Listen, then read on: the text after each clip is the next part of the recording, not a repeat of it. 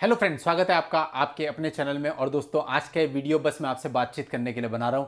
और दोस्तों, कई बार तो मैं ऐसे वीडियो बना देता हूं जो जिस पे मैं खुद ही सेटिस्फाइड नहीं होता, लेकिन आप लोग उस वीडियो को भी पूरा देख लेते हैं और उस पर अच्छे अच्छे कमेंट्स भी कर देते हैं। तो दोस्तों, ये हमारा सौभाग्य ही है। अब दोस्तों देखिए, मैं जितनी मैक्सिमम कोशिश करता हूं कि मैं लीगल वीडियोज आपके लिए लेके आऊं, हर एक एंगल से, कानून के दृष्टिकोण से, प्रैक्टिकल अप्रोच से, या फिर कोई अगर जजमेंट आती है, कोई गाइडलाइन आती है तो उस पर भी वीडियो लेके आऊं। सब चीज ठीक। लेकिन मैट्रिमोनियल विवाद में जितना मैं समझता हूं, आदमी मेंटली ज्यादा परेशान होता है। प्रेशर एक्चुअल में उतना होता नहीं है जितना आदमी समझ लेता है।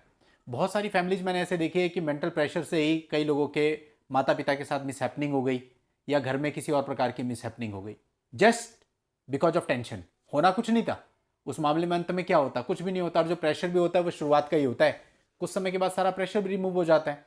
तो कहने का मतलब है, लीगल चीजों को डील करने के साथ साथ अपनी मेंटल स्टेट को डील करना बहुत जरूरी होता है। यहां पर आपको मेंटली स्ट्रांग रहना बहुत ही जरूरी है। खासतौर पे अगर आपके माता पिता हैं तो उनको मोटिवेट रखिए। वो परेशान हो जाते हैं क्योंकि उनकी एज ऐसी होती है कि उनको बहुत प्रॉब्लम हो जाती है।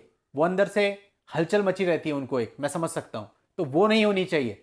उसके लिए जरूरी है कि आप लोग उनका सहारा बनिए और उनको ऐसी ऐसी चीजें बताइए जिससे वो थोड़े मोटिवेट हों। क्योंकि आज की जनरेशन के बंदे को अगर थोड़ा सा समझाएंगे तो समझ सकता है, लेकिन जो बुजुर्ग हो जाते हैं वो कहीं ना कहीं एक अलग प्रकार की घबराहट उनके मन में आ जाती है। हालांकि सब ऐसे नहीं होते, पर मैक्सिमम मामलों में मैंने यही देखा कि जहां पर माता पिता बहुत चिंतित हो जाते हैं क्योंकि उनका बच्चा है, किस प्रकार से बच्चे को पाल पोस के बड़ा किया है, तो उनको लगता है कि अब इसके साथ इतना कुछ हो रहा है। तो दोस्तों, साथ ही साथ ना, ये मैट्रिमोनियल मामले डील करो, लेकिन साथ ही साथ हंसी खुशी से अपने घर में रहो। केवल इस एक वजह से कि आपकी कंप्लेंट हो रही है, पूरा दिन खराब करने की आवश्यकता नहीं है आपको इसमें। सारी हैप्पीनेस गड्ढे में डालने की आवश्यकता नहीं है आपको इसमें।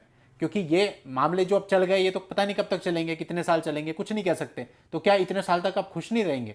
ये क्या बात हुई? क्या लॉजिक है इसके पीछे? आप खुश रहिए, मौज करिए, मस्ती करिए, सब कुछ करिए, वैसे ही रहिए जैसे आप पहले थे।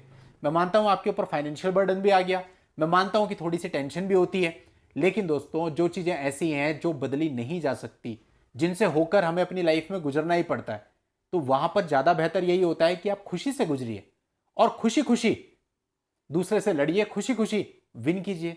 यह क्या बात है कि आपने जीना ही छोड़ दिया और आप एक दुख में पीड़ित होकर, फ्रस्ट्रेट होकर कोर्ट के अंदर जाते हैं। पैसा तो तब भी लगना है, टाइम तब भी लगना है, हैरेसमेंट तब भी होनी है। पूरी तरह से फैसला आपका है कि आपको यह लड़ाई खुशी खुशी सही तरीके से लड़नी है, खुश रहते हुए, अपने माँ बाप को खुश रखते हुए लड़नी है, या फिर खुद भी परेशान होके, माँ बाप को भी परेशान होके, हैरेस होके, फ्रस्ट्रेट होके लड़नी है। यह आपके ऊपर है।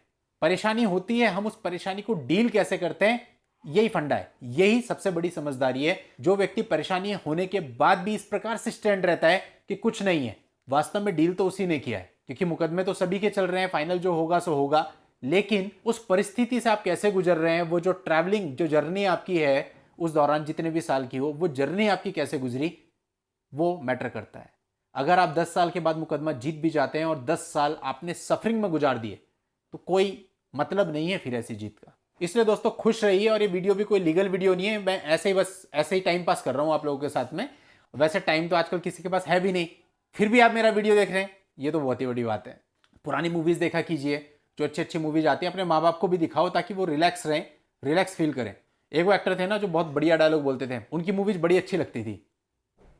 जानी, ये पुलिस स्टेशन है, तुम्हारे बाप का घर नहीं। शायद गलत हो गया, एक्चुअली ये तो अमिताभ बच्चन साहब का डायलॉग है। वो उनके डायलॉग अलग होते हैं, अमिताभ बच्चन साहब का तो दूसरे प्रकार से शायद है ना, हाय ऐसे करके, हाय ये पुलिस स्टेशन है, तुम्हारे बाप का घर नहीं।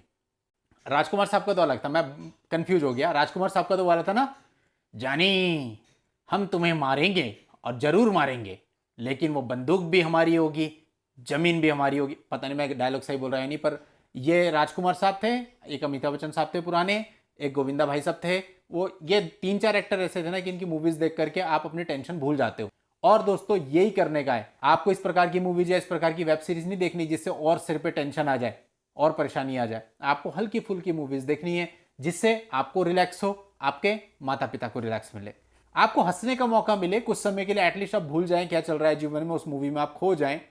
जीवन में सब कुछ होता है देखिए, और समय के साथ साथ चॉइसेस भी बदलती हैं। जब मैं सब बहुत छोटा था ना, तो सबसे फेवरेट हीरो मेरा हुआ करता था मिथुन चक्रवर्ती। उनकी कोई मूवी मैं छोड़ता नहीं था, जितनी भी वैसी मूवी आती थी, शपथ, चीता, वो सारी मूवी वैसी वाली होती थी जिसमें मिथुन चक्रवर्ती साहब बदला लेते हैं। तो वो मैं जरूर देखता था, मतलब मेरी फेवरेट थी वो मूवीज। उसके बाद थोड़ा सा बड़ा हुआ, चॉइस बदल गई, फिर पसंद आ गए सुनील शेट्टी साहब।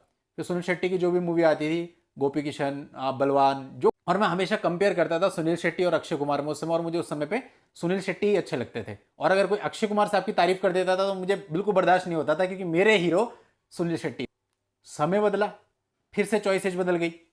तो दोस्तों ये जीवन है, यहाँ पे समय के साथ सब चीजें बदलती रहती हैं, प्रायोरिटीज बदलती रहती हैं, सपने बदल जाते हैं।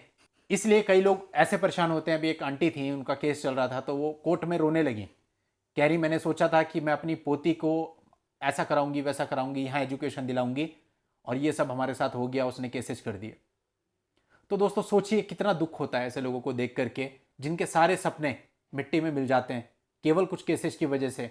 लेकिन अगर हमें उन्हें ऐसे ही छोड़ देंगे इसी प्रकार से रोता हुआ, तो फिर क्या फायदा। हमें उन्हें कहना है नहीं कोई बात नहीं, चलो उठो, अभी जीवन में बहुत कुछ है, आज अगर दुख है तो कल सुख भी होगा, उठो। उन्हें उठाना है, उनको सहारा देना है। फिर दोस्तों मुझे जब थोड़ी सी समझ आई तो मुझे सनी देओल साहब पसंद आ गए। फिर जो अब उनके डायलॉग्स वगैरह थे मैंने सारे रट दिए। स्पेशली मेरे को अर्जुन पंडित जितनी बार मर्जी दिखा दो, मैं अर्जुन पंडित उतनी बार देखता हूँ। अभी भी मैं अर्जुन पंडित स्किप नहीं कर सकता। फिर दोस्तों और आगे बढ़े तो फिर पसंद आ गए ऋतिक रोशन साहब। अब ऋतिक रोशन साहब की पहली मूवी जब आई थी धूम 3, हालांकि उससे पहले बहुत सारी आई, लेकिन मेरे को वहां से पसंद आए और फिर वो मेरे फेवरेट एक्टर बन गए। समय और आगे बढ़ा, कमांडो आ गई, अब विद्युत जम्वाल जी पसंद आ गए। अब समय और आगे बढ़ रहा है, अभी मैं सोच रहा हूँ यार मैं खुद ही हीरो बन जाऊँ। कोई किसी दिन चांस मिल जाए, आधे घंटे का रोल चाहिए वकील साहब का, उसमें मैं काम कर दूंगा। और उसके बाद मैंने तो अपने घर पे भी बता रखा है कि भाई ये जितनी भी मूवीज आ रही है ना, अभी पुष्पा आई थी, पुष्पा 2 बोला पुष्पा 10 में मैं ही होऊंगा, KGF आई थी, KGF 10 में मैं ही होऊंगा, RRR आई, RRR 10 में मैं ही होऊंगा। मैंने अपने बच्चों को बता रखा है। दोस्तों यही तो जीवन है, और है क्या। हम अपने घर में परिवार में हंसी मजाक से नहीं रहेंगे, क्या पता कब कौन सी तकलीफ आ जाए, कब कौन सी बीमारी आ जाए, कब क्या हो जाए, कुछ नहीं पता। मिट्टी की ढेरी है, कब ढह जाएगी कुछ पता नहीं। तो इसलिए जितने लम्हे आप प्यार से, मोहब्बत से, हंसी मजाक से अपनों के साथ गुजार सकते हो गुजार। सीरियसनेस में कुछ नहीं रखा है। अपने आप को हमेशा छोटा मान के चलो और अपने आप को हमेशा बच्चा मान के चलो। जब तक आप एक बच्चे की तरह रहते हैं, आपका मन कोमल रहता है, आपको कुछ ज़्यादा दाएं बाएं का पता नहीं होता, तब तक आप खुश रहते हैं। और जो व्यक्ति चाहे वो कितना ही बड़ा हो जाए, वो अपने आप को बच्चा ही बना के रखेगा, तो वो ज़्यादा खुश रहेगा मेरे हिसाब से। मैंने दोस्तों यही सीखा है। मेरे बच्चे घर पे इतनी मस्ती नहीं करते जितनी मैं करता हूँ। चलिए दोस्तों आज की इस वीडियो में इतना ही, और जब भी मेरी मूवी आएगी आप सब लोगों को थिएटर में जाकर के देखना है और भरपूर सहयोग देना है। चलिए दोस्तों इस फेकम फांक के साथ आज की इस वीडियो में इतना ही रखते हैं। उम्मीद करता हूं नेक्स्ट टाइम किसी बढ़िया वीडियो के साथ आपसे मिलूंगा। तब तक के लिए goodbye and thank you for watching. Take care.